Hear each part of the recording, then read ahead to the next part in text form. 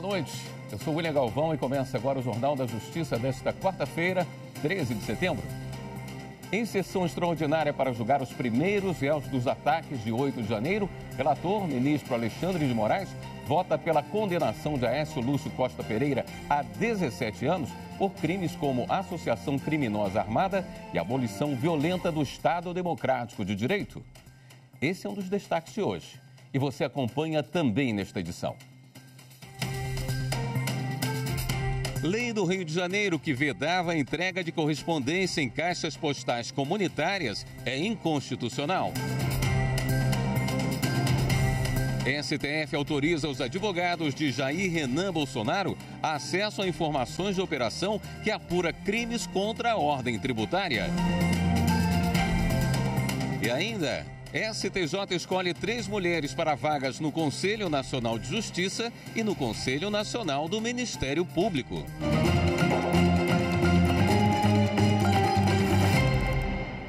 O Supremo Tribunal Federal deu início ao julgamento da primeira ação penal de réu acusado na participação dos atos antidemocráticos de 8 de janeiro. Confira na reportagem de Marta Ferreira. A primeira ação penal em julgamento foi contra Aécio Lúcio Costa Pereira, preso por participar da invasão e depredação das sedes dos 3 poderes no dia 8 de janeiro. O relator do caso, o ministro Alexandre de Moraes, começou o voto reforçando a gravidade dos ataques e afirmou que o negacionismo obscuro faz com que envolvidos e advogados tentem minimizar tudo o que aconteceu. Moraes afirmou que não há dúvidas sobre a conduta coletiva dos atos criminosos, configurando crime de multidão. Cada um agiu com dolo a fazer parte dessa turba, ao ingressar na esplanada ilicitamente, ao ingressar na Praça dos Poderes, dos 3 poderes, ao depredar e ao pleitear a derrubada do governo democraticamente eleito e um golpe de Estado com intervenção militar.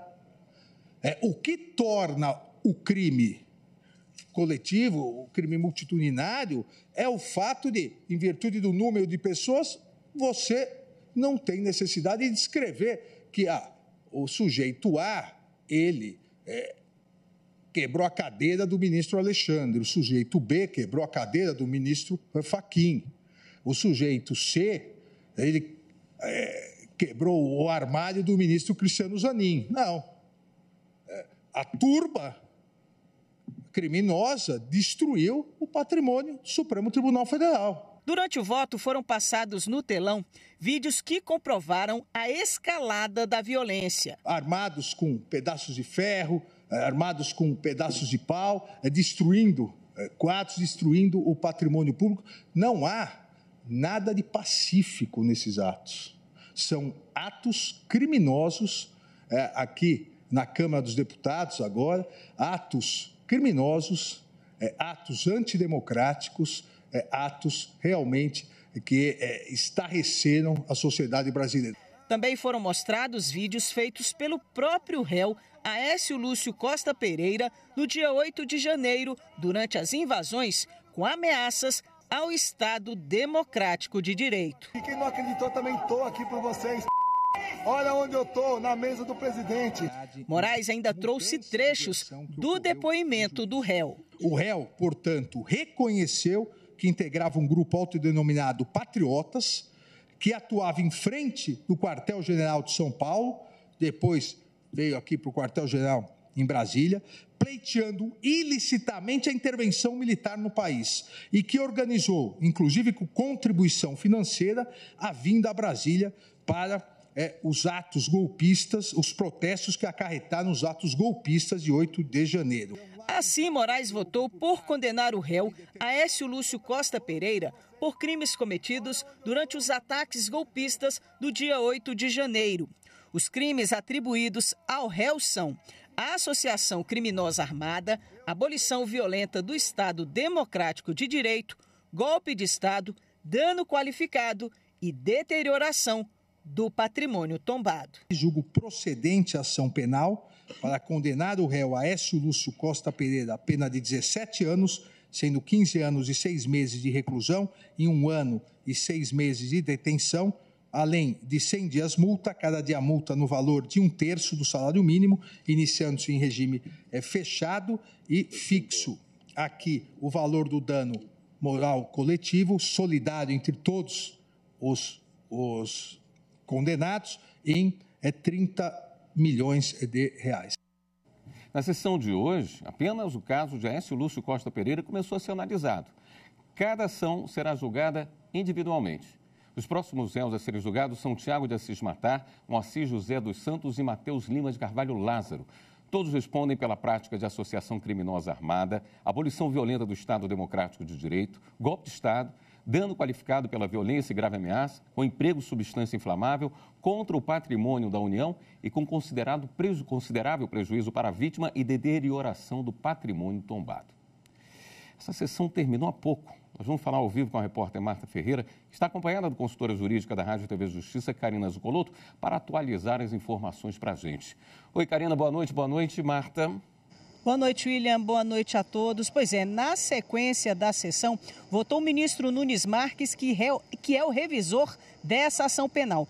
Ele divergiu em parte do relator, o ministro Alexandre de Moraes. E a Karina Zucolotto, a nossa consultora, é que vai explicar quais foram os pontos divergentes do voto do revisor. Boa noite.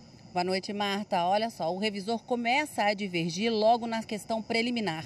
Ao contrário do que o ministro Alexandre de Moraes votou para afastar o argumento da defesa de que o Supremo não seria o órgão competente para processar e julgar Aécio, o ministro confirmou aquilo que já havia votado lá atrás, quando do recebimento da denúncia e na transformação dessa ação penal pela incompetência do Supremo Tribunal Federal. Então, a divergência já começa nas preliminares.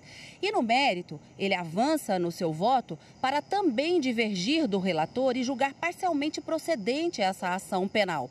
Em relação a 3 crimes pelos quais Aécio foi acusado, o ministro absolve, ou por questão insuficiência de provas para a condenação, ou em razão da ausência de provas para que caracterizariam os fatos alegados. Então, ele afasta o golpe de Estado, afasta a associação criminosa armada e afasta também a abolição violenta ao Estado Democrático de Direito. Mas condena, e aí nesse ponto ele concorda com o ministro Alexandre de Moraes, com a condenação em relação aos outros 2 crimes.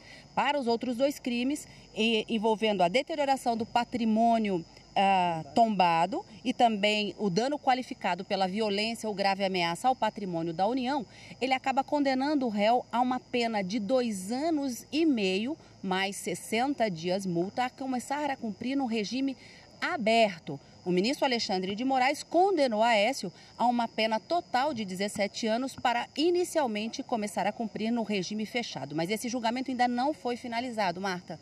A grande expectativa é que seja continuado o julgamento amanhã, numa sessão extraordinária que já havia sido convocada pela ministra Rosa Weber para as 9h30 da manhã, e a gente vai acompanhar tudinho aqui na TV Justiça. Agora, os outros ainda vão ser julgados depois do encerramento desse julgamento, né? É, exatamente. São 4 ações penais, os ministros estão julgando apenas uma e nós não temos ainda nenhuma condenação definitiva. Isso porque são 11 ministros no Supremo, apenas 2 votaram. O julgamento continua amanhã a partir do voto do ministro Cristiano Zanin, que depois do revisor é o ministro mais novo na corte, é o recém-empossado. Começa com ele, vai até o ministro decano Gilmar Mendes na votação e, por fim, vota a ministra Rosa Weber. E a gente vai acompanhar tudo a partir de amanhã às 9h30 aqui na TV Justiça com Karina Zucolotto, com Cadu, e a gente passa a bola agora para o William Galvão. É com você. Obrigado pelas informações. O STF garantiu aos advogados de Jair Renan Bolsonaro, filho do ex-presidente Jair Bolsonaro, acesso a informações da Operação Nexum da Justiça do Distrito Federal. A ação apura crimes contra a ordem tributária. Mais informações com Anderson Arcoverde. A operação foi realizada no dia 24 de agosto, no Distrito Federal e em Santa Catarina. O principal alvo foi Maciel Alves de Carvalho, acusado de ser líder de uma organização criminosa que usava laranjas e empresas de fachada para desviar recursos. Maciel Alves é instrutor de tiro de Jair Renan, filho do ex-presidente Jair Bolsonaro. A defesa de Jair Renan recorreu ao Supremo Tribunal Federal e afirmou que no dia da operação pediu à 5ª Vara Criminal de Brasília acesso aos autos de investigação. Mas o pedido foi negado com o argumento de que as informações somente seriam repassadas após manifestação do Ministério Público e eventuais diligências da polícia. Os advogados entraram com mandado de segurança no Tribunal de Justiça do Distrito Federal, que também negou o pedido e alegou que o inquérito tramita em segredo de justiça para não prejudicar as investigações. Ao analisar a reclamação apresentada ao STF, o ministro Nunes Marques lembrou que a súmula vinculante número 14 do Supremo estabelece que é direito do defensor, no interesse do representado, ter acesso amplo aos elementos de prova que digam respeito ao exercício do direito de defesa. O ministro determinou que as informações sejam liberadas. O Supremo Tribunal Federal declarou inconstitucional a lei do Estado do Rio de Janeiro que vedava a entrega de correspondência em caixas postais comunitárias. Em sessão virtual, o plenário, por unanimidade, julgou procedente a ação direta de inconstitucionalidade apresentada pela Procuradoria-Geral da República e, com a decisão, a entrega de cartas, cartões postais e correspondência agrupadas em caixas comunitárias será substituída pela entrega domiciliar por carteiros. A seguir, STJ escolhe 3 mulheres para vagas no CNJ e no Conselho Nacional do Ministério Público. Voltamos já.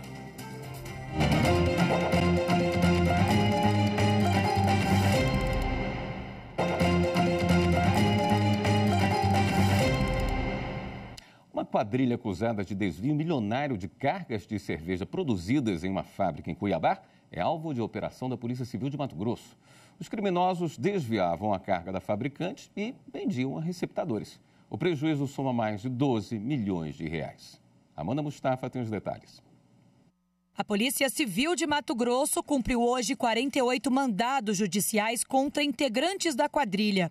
De acordo com as investigações, o grupo criminoso desviava mercadorias de 5 marcas de bebidas produzidas pela cervejaria em Cuiabá e encaminhava a distribuidoras de bebidas que atuavam como receptadores.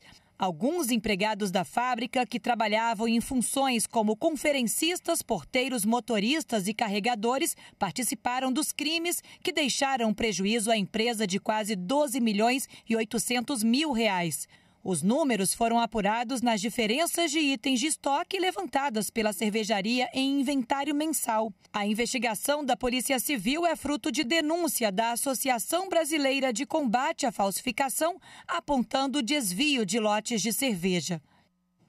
O Superior Tribunal de Justiça escolheu 3 mulheres para integrar conselhos. 2 para o CNJ, Conselho Nacional de Justiça, e 1 para o Conselho Nacional do Ministério Público, CNMP. Rafael Porfírio tem as informações. Para as vagas no CNJ foram indicadas a desembargadora Mônica Altran Machado Nobre, do Tribunal Regional Federal da 3ª Região, que obteve 18 votos, e a juíza federal da 2ª Região, Daniela Pereira Madeira, que recebeu 22 votos. Para a vaga no CNMP, o Pleno do STJ escolheu a juíza federal da 5ª Região, Cíntia Menezes Bruneta, com 20 votos. Participaram da eleição no Pleno 24 ministros. As candidatas selecionadas serão sabatinadas na Comissão de Constituição, Justiça e Cidadania do Senado e precisam ser aprovadas pelos senadores em plenário antes da nomeação pelo presidente da República. O mandato é de 2 anos. E a ministra Isabel Galotti foi eleita pelo Pleno do STJ nesta quarta-feira para integrar o Tribunal Superior Eleitoral. Ela vai substituir o ministro Benedito Gonçalves, atual corregedor da Justiça Eleitoral, que termina seu mandato no TSE em novembro, quando assume como novo corregedor-geral eleitoral o ministro Raul Araújo. Na mesma sessão, o Pleno do STJ escolheu o ministro Ricardo Vilas Boas Cueva para compor o TSE no cargo de ministro substituto. O Espaço Cultural do STJ lançou o livro Competitividade na Infraestrutura de Transportes Federais, Teoria e Prática. A repórter Samanta Peçanha nos conta mais sobre a obra e o lançamento. um direito social abordado sob a perspectiva da concorrência. O livro de Gilvandro Vasconcelos Coelho de Araújo e Marcelo César Guimarães traça um panorama da infraestrutura de transportes federais no Brasil, ferrovias, rodovias, portos e aeroportos, partindo da premissa de que regulação setorial e promoção da concorrência devem ser duas faces de uma mesma moeda. Os autores buscam identificar avanços e gargalos na realidade brasileira e fazem isso sob 3 pontos.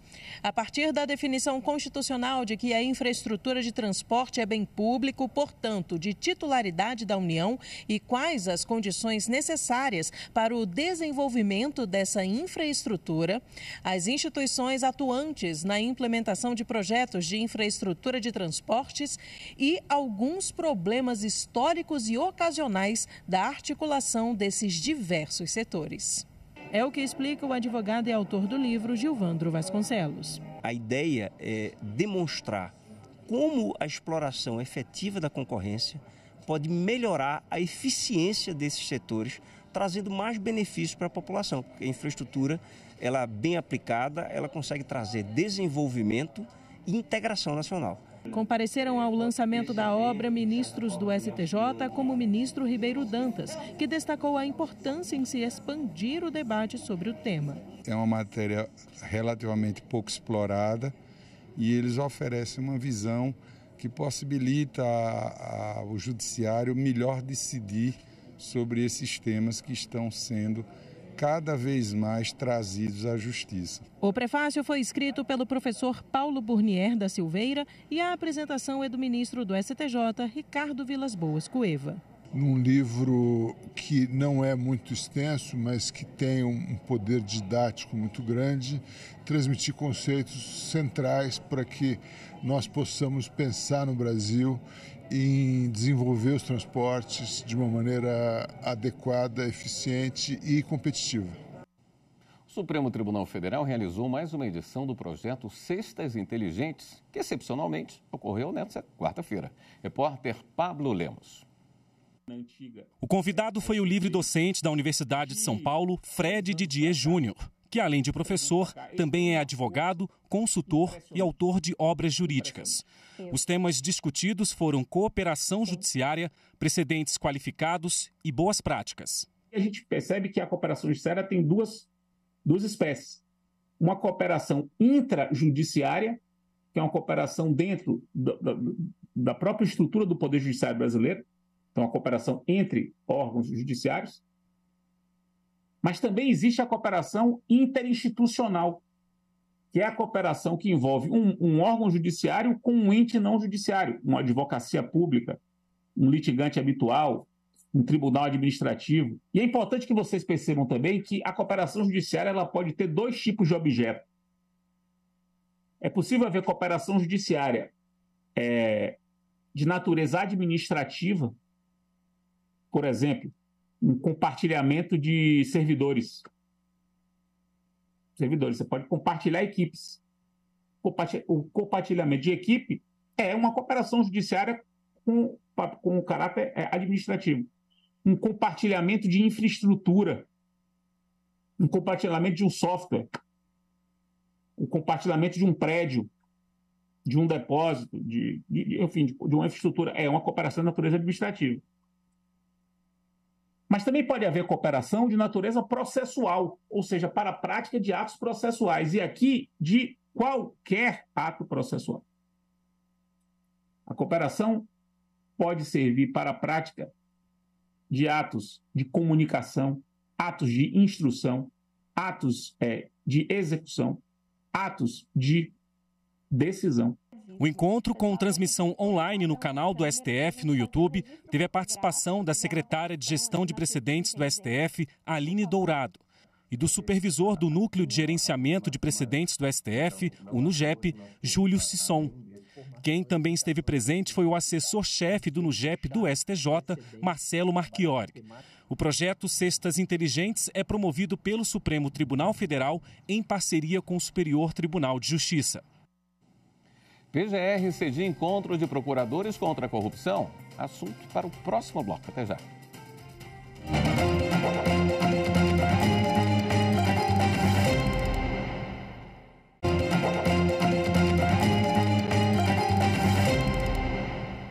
Procuradoria-Geral da República, em Brasília, sediou o 6º encontro da Rede Ibero-Americana de Procuradores contra a Corrupção. Márcio Fontinelli tem as informações.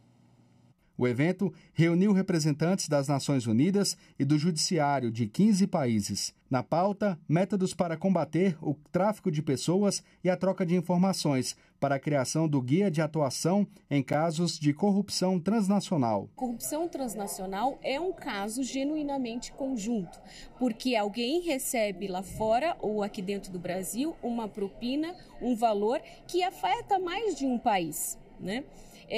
Então, esses países precisam conversar e os procuradores precisam dialogar para estabelecer como se dará a atuação coordenada entre eles, lembrando que os tratados falam isso. A Convenção de Mérida fala isso, as convenções do Mercosul também falam isso, a Interamericana também, que os procuradores precisam cooperar entre si. A Rede Ibero-Americana de Procuradores contra a Corrupção é formada por representantes dos ministérios públicos de 21 países. É uma organização sem fins lucrativos que tem por objetivo estreitar vínculos e estabelecer estratégias para enfrentar o crime organizado e proteger vítimas e testemunhas. O Ministério Público Brasileiro coordena a rede desde o início. É daqui que parte a iniciativa dos encontros, que são marcados de acordo com a necessidade da apresentação de dados e propostas que garantem a integração entre os países. O 6º encontro da Rede Ibero-Americana de Procuradores contra a Corrupção vai durar 2 dias, com apresentações de relatórios de ações anticrime e propostas de cooperação internacional. Nós temos, inclusive, acordos de cooperação institucional que são utilizados cotidianamente, né, na troca de informações para facilitar a cooperação internacional e também iniciativas como essa, né, das redes e grupos de trabalho. No caso aqui específico, a gente está falando da rede de cooperação da Rede de Procuradores contra a Corrupção, que é uma rede específica da IAMP. A IAMP possui diversas outras redes e cada uma dessas redes é coordenada por um dos países participantes. E essas redes também exercem um papel fundamental na discussão de temas comuns, de temas de interesse comuns de todos esses países. Um grupo de estudantes de Washington, Estados Unidos, visitou o TSE para conhecer o sistema eleitoral brasileiro. A repórter Mariana Fabre acompanhou a visita e conta pra gente. Alunos do Programa de Residência Global da Escola de Graduação em Gestão Política da Universidade George Washington visitaram o Tribunal Superior Eleitoral nesta quarta-feira. No Museu do Voto, aprenderam sobre a evolução do processo eleitoral brasileiro e até usaram a urna eletrônica. Eu aprendi sobre diferentes e únicas circunstâncias existentes em diferentes países e que é muito importante garantir que cortes eleitorais estejam criando sistemas eleitorais e equipamentos que sirvam para eles individualmente. Este é um sistema incrivelmente inovador. Eu estou muito contente em conhecer pessoalmente o sistema eleitoral no Brasil e creio que é um exemplo para muitos países latino-americanos. O tão acessível que é, o quanto a acessibilidade fez com que pessoas com deficiência possam votar. Todos os benefícios que tem em termos de transparência e segurança. Os estudantes acompanharam a palestra do secretário de Tecnologia da Informação do Tribunal Superior Eleitoral, Júlio Valente, sobre a logística e a tecnologia envolvida nas eleições. Para a diretora do programa, a visita serviu para que os alunos conhecessem um sistema eleitoral diferente do que é usado nos Estados Unidos. É muito importante porque o TSE é uma instituição única que os Estados Unidos não possuem. E há implicações como em casos de fake news ou fraude. Há uma rapidez em processar e penalizar os responsáveis por essas irregularidades. Nos Estados Unidos, o processo é muito mais longo e nós também não temos o voto eletrônico. Por isso, nós agradecemos a apresentação feita pelo Júlio Valente, porque isso é algo único que ainda não foi abraçado pelos Estados Unidos, mas pode ser no futuro. Esta edição do Jornal da Justiça fica por aqui. Uma boa noite para você. Até amanhã.